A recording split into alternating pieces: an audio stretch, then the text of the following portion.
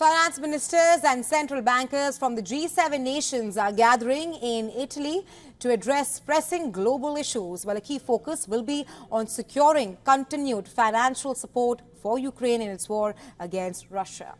The US has proposed utilizing $300 billion in frozen Russian assets to provide Ukraine with a loan of up to $50 billion. However, legal and technical challenges, along with concerns from European officials, that may hinder the plan's immediate implementation.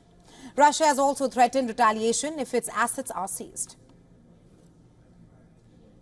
We consider any attacks by the European Union or by anybody else against Russian assets as illegal and in violation of the fundamental principles of international law.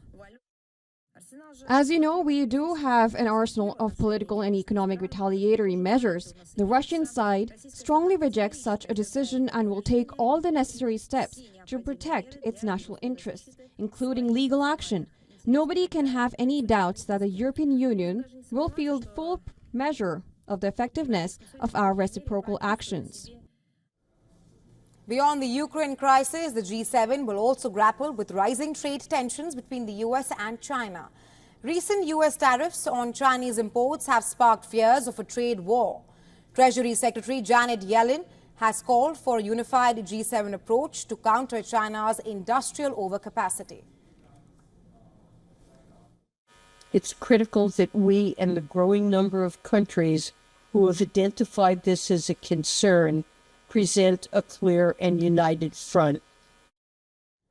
The G7 agenda extends beyond Ukraine and China, reviving efforts to establish a global minimum tax rate for all the MNCs. That will also be another topic of discussion. A proposal for a global wealth tax on billionaires is also on the table, despite resistance from some members.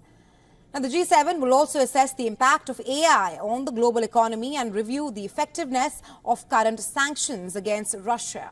The meeting will also address rising tensions between Israel and Palestine, with the US expressing concern about potential Israeli banking restrictions on Palestinians. I'm particularly concerned by Israel's threats to take action that would lead to Palestinian banks being cut off from their Israeli correspondent banks.